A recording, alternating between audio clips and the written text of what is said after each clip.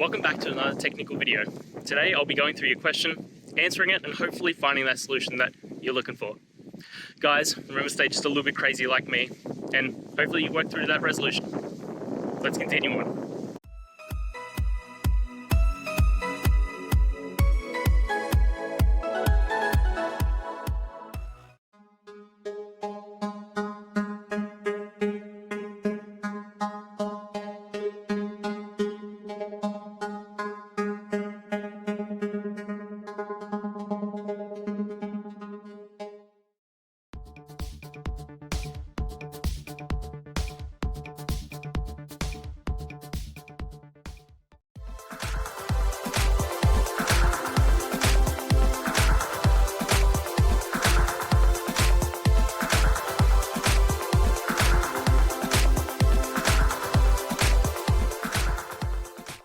And that's it, guys. I hope this video has helped find that solution that you're looking for.